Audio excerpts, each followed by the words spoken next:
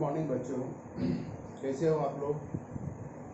आशा करते हैं कि आप लोग लॉकडाउन में विभिन्न विषयों को अच्छे ढंग से पढ़ते होंगे, समझते होंगे और डीजी साथ के बाकी जो कंटेंट हैं उन सभी को आप लोग अच्छी प्रकार से देखते होंगे वीडियो को। आज आप लोग ऐसे लॉकडाउन में ऑनलाइन वीडियो को देख रहे हैं और यह YouTube channel Mukesh sir online classes के यूट्यूब चैनल में आप वीडियो को देख सकते हैं। आप उस पर जाके लाइक बटन और सब्सक्राइब जरूर कर देंगे। तो आज हम लोग वर्ग 8वां के विषय विज्ञान में आज हम लोग पढ़ेंगे सूक्ष्म जीव। तो बच्चों, सूक्ष्म जीव है क्या? अगर हम सूक्ष्म जीव को समझना चाहेंगे तो कैसे समझेंगे? तो सिंपल सी बात है कि अगर हम लोग सूक्ष्म जीव को संधि विच्छेद करेंगे तो वह क्या होगा? सूक्ष्म प्लस जीव। अगर हम लोग सूक्ष्म जीव को संधि विच्छेद करेंगे तो क्या होगा? सूक्ष्म प्लस जीव, यानी सूक्ष्म वह जीव जो अत्यंत सूक्ष्म हो। तो सूक्ष्म कहने का मतलब क्या है?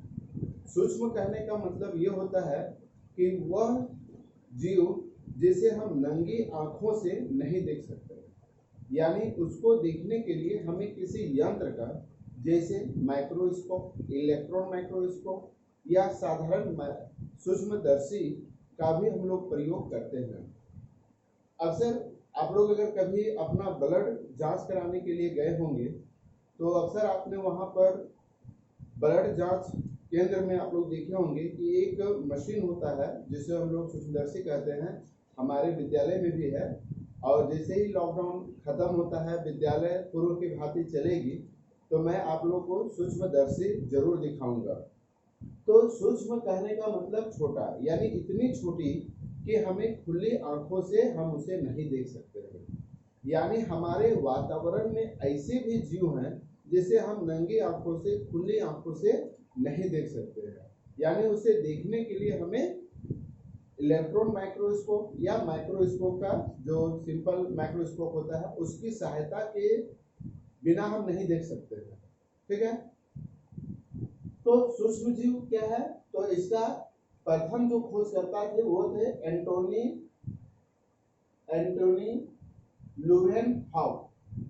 ठीक है, एंटोनी लुवेनहॉक थे। लेकिन इनका असली जो खोजकर्ता थे सूक्ष्म जीव के, वे थे जब इनका खोज हुआ था 1665 में, और उनका नाम था रॉबर्ट हुक।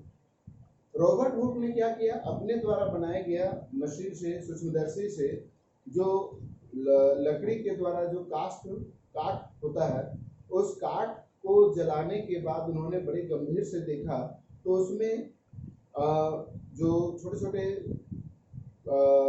कमरे जैसे थे, उन्होंने उनका नाम कोशिका दिया था।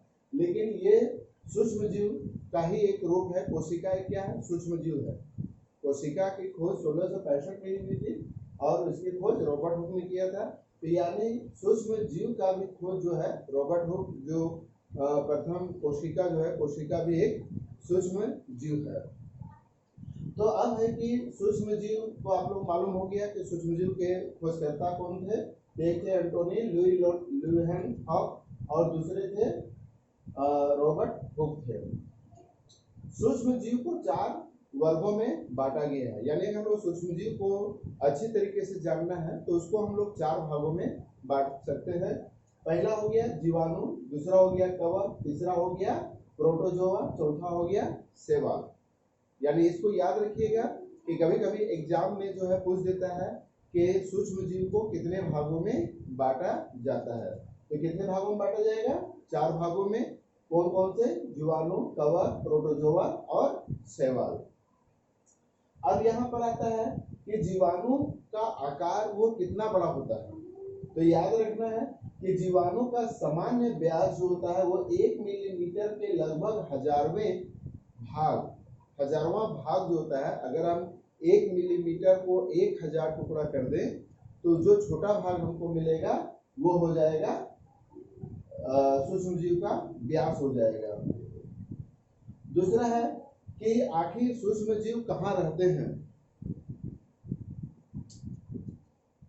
सूक्ष्म जीव कहाँ रहते हैं, कहाँ पर ये मिल सकते हैं। तो बच्चों सूक्ष्म जीव इस वायुमंडल के सभी जगह हम लोग पा सकते हैं। यानी आप और हमारे बीच का जो दूरी है उसके बीच में भी सूक्ष्म जीव है। आप अपने शरीर में भी, हाथ में भी, अगल बगल कोई भी वस्तु में भी आप सूक्ष्म जीव को देख सकते हैं। अभी आप लोग को याद होगा कोरोना वायरस, ये कोरोना वायरस एक क्या है, सूक्ष्म जीव है जो एक व्यक्ति से, संक्रमित व्यक्ति से दूसरे व्यक्ति में फैलता है। इसीलिए सभी कोई अपने घरों में ही रहे। तो इसका वास स्थल है वायु में, यानी सूक्ष्म जीव हवा में भी रह सकता है, पानी में भी रह सकता है, सभी सतहों पर, यानी सभी सतहों पर, जमीन का ऊपरी भाग में भी पाया जा सकता है। यहाँ तक कि जलता हुआ आग में भी, खौलता हुआ पानी में भी, सूखा रेगिस्तान में भी, दलदली इलाका में भी, है ना, सभी जगह पर सूक्ष्म जीव पाए जाते हैं। आप देखेंगे कि अगर आपके आसपास में देखेंगे कि अगर कोई जानवर मर गया है तो आप देखेंगे कि वो कुछ दिन के बाद गल सड़ जाता है। आखिर वो गलना, सड़ना, बदबू देना भी सूक्ष्म जीव इसमें अपना महत्वपूर्ण रोल अदा करता है। यानी सूक्ष्म जीव ही किसी वस्तु को गलाता है, सड़ाता है।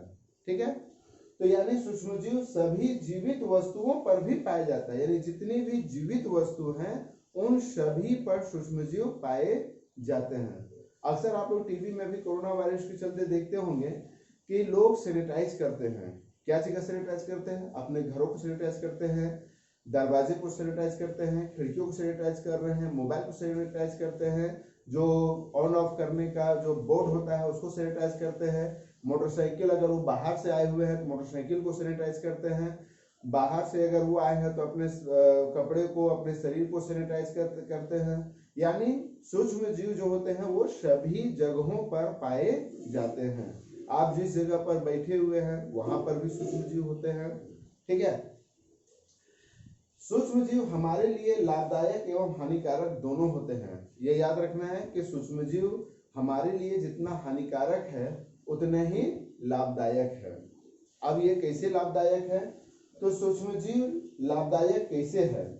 तो सूक्ष्म जीव हमारे लिए बहुत ही लाभदायक जीव है, क्योंकि सूक्ष्म जीव जो होते हैं वो दही एवं ब्रेड बनाने में प्रयोग किया जाता है। आप देखेंगे कि दही क्या चीज से बनता है? दूध से बनता है। अगर आप दूध को कुछ देर छोड़ दें और उसमें थोड़ा सा खट्टा या नींबू मिला दें तो आप देखेंगे कि दूध जो होता है वो कुछ देर के बाद दही बन जाता है। और ये दही किससे बनता है? तो लैक्टोबैसिलस नामक जो है सूक्ष्म जीव से ही दूध से दही बनता है। अगर यह सूक्ष्म जीव दूध में नहीं होगा तो वह दही नहीं बनेगा। अगर आपको दही खाना है तो आपको सूक्ष्म जीव मिलाना पड़ेगा। ब्रेड बनाने में अक्सर हम लोग किसी का बर्थडे में, किसी का एनिवर्सरी में हम लोग केक काटते हैं, तो उस केक को, पाव को बनाने में भी सूक्ष्म जीव का प्रयोग किया जाता है। अब जरा सोचिए, अगर वो सूक्ष्म जीव नहीं होता तो केक या दही नहीं बन पाता। ठीक है, यानी दही बनाने में, ब्रेड बनाने में प्रयोग किया जाता है। दूसरा है अल्कोहल, शराब, एसिटिक अम्ल बनाने में भी किया जाता है। यानी सूक्ष्म जीव का प्रयोग अल्कोहल बनाने में, शराब बनाने में एवं एसिटिक अम्ल बनाने में भी प्रयोग किया जाता है।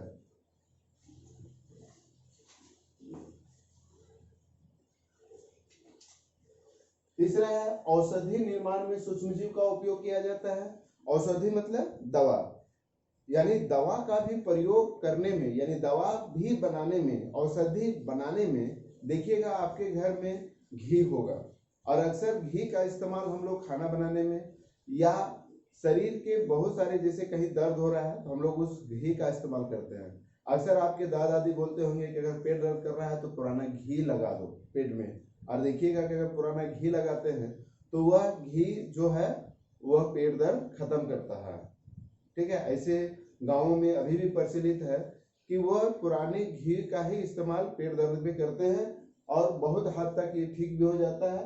यानी औषधि का निर्माण करने में आयुर्वेद में जो है वो सूक्ष्मजीव का इस्तेमाल करता है, जैसे प्रतिजैविक गोली या कैप्सूल। अक्सर आप देखेंगे कि जब आप डॉक्टर यहाँ जाते हैं तो एक एंटीबायोटिक दवा भी देता है, ठीक है, और जब तक उस एंटीबायोटिक दवा का प्रयोग नहीं करेंगे तो वह दवा आप पर शूट भी नहीं होगा और आप ठीक भी नहीं हो पाएंगे। यानी डॉक्टर जो है एक एंटीबायोटिक लिखता है, एक चीज याद रखना है कि पेनिसिलिन सबसे पहला एंटीबायोटिक है जो सूक्ष्मजीव से बना हुआ है। एंटीबायोटिक का जो खोज था, पेनिसिलिन का खोज जो था, वह 1928 में अलेक्जेंडर फ्लेमिंग ने किया था। ये याद रखिएगा कि पहला विश्व की पहली एंटीबायोटिक क्या थी, उसका नाम था पेनिसिलिन, ठीक है, और उसका खोज कब हुआ था, 1928 में, और किसने किया था, अलेक्जेंडर फ्लेमिंग ने। एक चीज याद रखना है कि 1945 में ही इनको नोबेल विजेता भी हुए थे। 1945 में इसको नोबेल प्राइज भी मिला था यही पेनिसिलिन की खोज होने में। अब जैसे कि यहाँ पर हम लोग बात कर रहे हैं कि कुछ जो है एंटीबायोटिक का इस्तेमाल जो होता है वो अक्सर हमें प्रतिजैवी का बीमारी को ठीक करने में भी किया जाता है। बच्चों, आप लोग को देखे होंगे कि सभी के बाह में एक गोल सा सिक्के जैसा एक टीका मिला होगा। खोल के देखिए, आप देखेंगे कि बाह में जो होता है वो गोल गोल टीका मिलता है। बता सकते हो वो क्या है? हाँ, वो चेचक का टीके की निशानी है। अगर आपके बाह में अगर गोल सिक्के के जैसा मांस वहां सूज जाता है, ठीक है, तो वो समझ जाइए कि आपको चेचक का टीका पड़ चुका है। और यह चेचक का खोज किसने किया था? एडवर्ड जेनर ने। याद रखिएगा किसने किया था? एडवर्ड जेनर ने। और कब? 1798 में, ठीक है। आज भी देखिएगा कि बच्चों को चेचक का टीका दिया जाता है, और यह चेचक का टीका क्या है? तो एक सूक्ष्मजीव ही है, ठीक है। तो अक्सर हम लोग बीमार पड़ते हैं, तो बीमार पड़ने में भी सूक्ष्मजीव का बहुत अहम रोल होता है। तो आप देखेंगे कि बीमार ना पड़े उसके लिए हम लोग क्या करते हैं? पहले से ही कुछ इंतजाम करते हैं, और वो इंतजाम क्या है? टीकाकरण है। टीकाकरण क्या है? इसको आप लोग ध्यान से देखेंगे। टीकाकरण क्या है? एक प्रतिक्रिया है जिसके द्वारा व्यक्ति को प्रतिरक्षित किया जाता है। प्रतिरक्षित मतलब पहले से ही सुरक्षा दी जाती है। जैसे हमें मच्छर ना काटे, इसके लिए हम क्या लगा के सोते हैं? मच्छरदानी लगा के सोते हैं। तो वो मच्छरदानी हमारे लिए क्या हो गया? प्रति सुरक्षित हो गया, ठीक है। हमें मच्छर ना काटे इसलिए मच्छरदानी लगाना पड़ता है, ठीक है। तो उसी तरह से एक ऐसी प्रक्रिया जिसके द्वारा व्यक्ति को प्रतिरक्षित किया जाता हो, वह आमतौर पर टीकाकरण द्वारा संक्रमित रोगों हेतु प्रतिरोधक क्षमता को विकसित किया जाता है। यानी आप बीमार ना पड़े उसके लिए जो हमारे शरीर में प्रतिरोधक क्षमता है, बीमारी से लड़ने की जो क्षमता है, उस क्षमता को वृद्धि करने के लिए, बढ़ाने के लिए हम लोग क्या करते हैं? टीकाकरण का प्रयोग करते हैं। टीकाकरण बच्चे को जानलेवा रोगों से बचाने में मदद करता है। अक्सर आप देखेंगे कि आंगनबाड़ी केंद्रों में यह टीका जो होता है वो निःशुल्क दिया जाता है, ठीक है। जैसे कि चेचक का टीका हो गया, हेपेटाइटिस का टीका हो गया, है ना। इस तरह से बहुत सारे टीके जो होते हैं वो आंगनबाड़ी केंद्र में दिए जाते हैं। जैसे पीलिया हो गया, चेचक हो गया, मस्तिष्क ज्वार हो गया, जैसे अनेक बीमारी की रोकथाम के लिए टीका लगाया जाता है। बच्चों को पिलाई जाने वाली पोलियो की दवा भी एक टीका है। अक्सर आप देखिएगा कि आपके विद्यालय में पोलियो का 2 बूंद की खुराक दी जाती है। तो वो क्यों दी जाती है? ताकि हम पोलियो ग्रसित ना हो, तो पोलियो हम हमारे शरीर में प्रवेश ना करे, उसके लिए हमें क्या किया जाता है? पोलियो का टीका दिया जाता है। आजकल जानवरों को भी रोग से बचने के लिए अनेक प्रकार के टीके जो है वो उत्पादन किए गए हैं। जानवर भी बीमार ना पड़े इसके लिए भी बहुत सारे टीके प्रयोग किए गए हैं। कृषि कार्य में भी सूक्ष्मजीव सहायक होते हैं। जैसे कि आप लोग देखे होंगे नीलहरित शैवाल, ठीक है।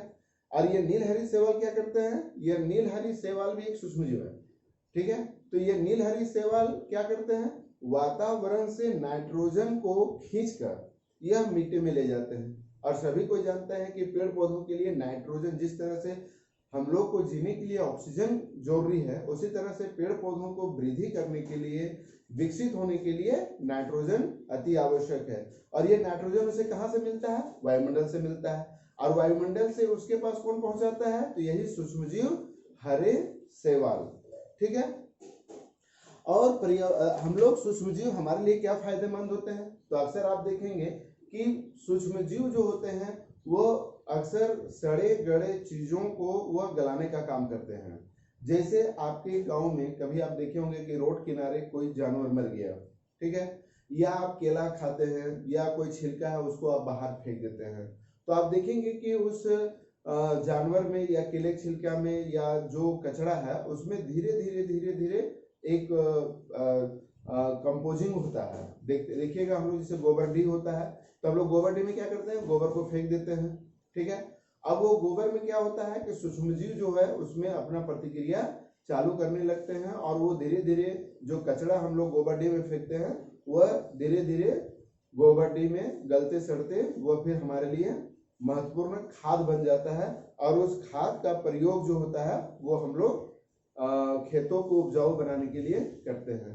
तो गोबर डी में जो गोबर हम लोग डालते हैं उस गोबर को खाद बनाने में भी सूक्ष्मजीव का अहम रोल होता है। यहाँ तक कि कई तकनीकों में भी, जैव तकनीकों में भी सूक्ष्मजीव का प्रयोग किया जाता है। जैसे कि आजकल जो है बायोगैस बनाने में, बायोडीजल बनाने में, बायो एल्कोहल बनाने में, बायो ईंधन बनाने में भी सूक्ष्मजीवों का प्रयोग किया जाता है। तो बायोगैस कैसे बनाया जाता है? आप लोग सभी को जानते होंगे कि अगर हम लोग गोबरडी में चले जाए और वहां पर आप गोबर को छू के देखेंगे तो देखेंगे कि बहुत गर्म होता है, उससे वाष्प भी निकलता है और उसी वाष्प को बड़े पैमाने पर जमीन के अंदर एक कुआं जैसा बनाकर और जब उसमें लोग गोबर डालते हैं तो वह गोबर से एक गैस बनता है और उस गैस को फिर पंप के माध्यम से उसे खाना पकाने में, लाइट का यूज करने में भी प्रयोग किया जाता है। तो इस तरह से हम लोग जो है सूक्ष्मजीव हमारे लिए एक साथी का भी काम करता है। किसानों के लिए भी सूक्ष्मजीव एक बहुत लाभदायक है, यानी पूरे मानव समाज के लिए सूक्ष्मजीव है हमारे लिए बहुत ही लाभदायक है। ठीक है। तो ये विशेष बातें थी कि सूक्ष्मजीव हमारे लिए किस प्रकार लाभदायक है। और आज अगले नेक्स्ट वीडियो हम लोग पढ़ेंगे कि सूक्ष्मजीव हमारे लिए किस प्रकार शत्रु है। तो आप लोग सभी को इस कोरोना संक्रमण काल में सभी को अपने अपने घरों में पढ़ेंगे और आशा करते हैं कि आप लोग को यह वीडियो पसंद आया होगा। इसीलिए आप लोग लाइक और सब्सक्राइब बटन जरूर दबाएंगे ताकि हमारा वीडियो आप लोग के पास आते रहेगा। तो चलिए, तब तक के लिए सभी को बहुत बहुत धन्यवाद। आप लोग घर में अच्छे ढंग से पढ़ेंगे। धन्यवाद।